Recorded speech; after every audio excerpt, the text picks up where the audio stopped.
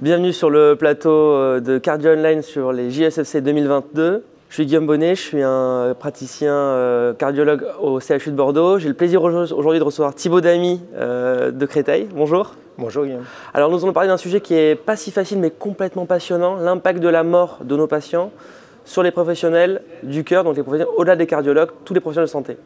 Première question, quelle est la méthode que vous avez utilisée pour évaluer cet impact ?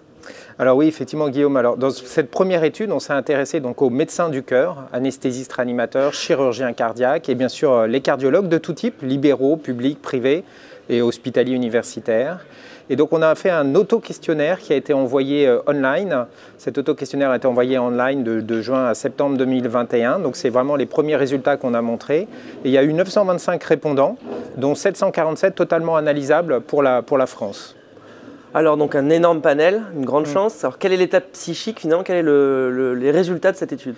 Alors cette étude, cet auto-questionnaire comportait plusieurs parties. Bien sûr on s'interrogeait sur les données socio-démographiques, sur les questions bien sûr de professionnels et puis les questions de mort. Et on avait rajouté 3 questionnaires scientifiques, l'HADS qui mesure l'anxiété et la dépression, le MBI qui mesure le burn-out et l'IESR qui mesure le niveau d'état de stress post-traumatique qu'on appelle PTSD.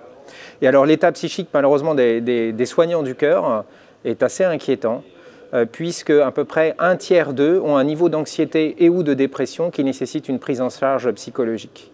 40% sont en épuisement professionnel et à peu près 35% présentent un état de stress post-traumatique. Alors c'est des résultats qui font un peu froid dans le dos, j'avoue, c'est des résultats forts qu'il faut se dire, mais c'est vrai que c'est un peu un constat difficile. Et sur l'analyse des émotions ressenties face à la mort, je crois savoir qu'il y avait aussi des résultats assez forts. Alors tout à fait, donc on a posé une question, quel est votre affect au moment d'un décès d'un patient, donc il venait cette question dans l'ensemble du questionnaire, et ça nous a permis de séparer la population en quartiles de réponses par rapport à cette question. Et dans le quartile le plus sévère, sur une échelle de 1 à 10, donc il y avait quand même un quart des répondants qui disaient avoir une émotion à plus de 8. Et là, dans ce quartile, les résultats sont encore plus inquiétants puisque c'est 60% de PTSD, 50% de burn-out et entre 40 et 50% de niveau d'anxiété et de dépression qui nécessitent une prise en charge psychologique. Mais c'est aussi l'avoue, bien sûr, le témoignage de la prise de toxiques lors d'un décès d'un patient dans 17% des cas, toxiques qui peut être qui étaient proposés, alcool ou cannabis, 12% de consommation de drogues psychotropes, anxiolytiques, antidépresseurs, neuroleptiques, et puis 11% de consultation auprès d'un psychiatre et d'un psychologue. Ouais, donc chacun trouve un peu les outils pour répondre à ce malaise et à cette oppression face à la mort finalement.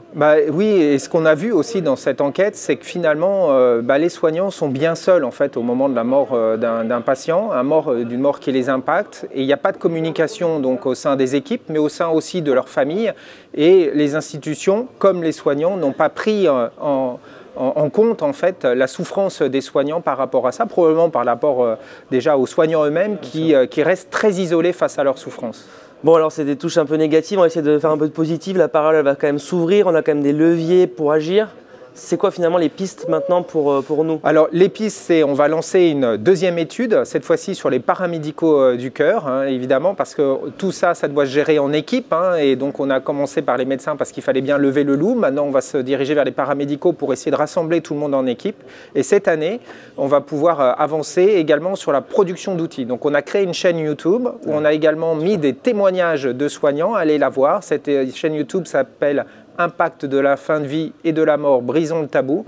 Et donc dans cette chaîne YouTube, on a des témoignages de collègues qui sont très profonds, très sincères et qui témoignent sur des témoignages assez longs quand même pour rentrer et pour dire un petit peu ce que c'est que, comment ils sont affectés par la mort de leurs patients. Et donc on s'attend à avoir une réponse peut-être identique des paramédicaux, voire même pire, parce que c'est eux qui sont en première ligne. Et on essaye donc on va pouvoir assembler ces résultats et avancer sur des outils, de la formation et révéler et demander aux institutions aussi une aide pour la prise en charge des équipes. Et je pense que l'enjeu est fondamental. L'hôpital est en souffrance, surtout bien sûr après la pandémie de Covid, mais ça c'était déjà avant. Mais je crois que le Covid a vraiment accéléré les choses. Et si les soignants quittent l'hôpital, c'est qu'à un moment en fait, il faut pouvoir affronter la mort. Et la mort, en fait, on pourra l'affronter en équipe. Et il faut donc briser ce tabou parce que tous ensemble on peut le faire, isolément, c'est pas possible. Au-delà de mon rôle d'intervieweur, je souhaite te féliciter Thibaut. Nous, on sera derrière toi, les jeunes, la communauté, tout le monde vraiment te remercie. On suivra cette aventure vraiment comme jamais et on va trouver les solutions ensemble. Et vraiment encore merci d'avoir posé cette question qui n'est pas si facile sur un plateau de cardiologie. Merci beaucoup. Merci Guillaume.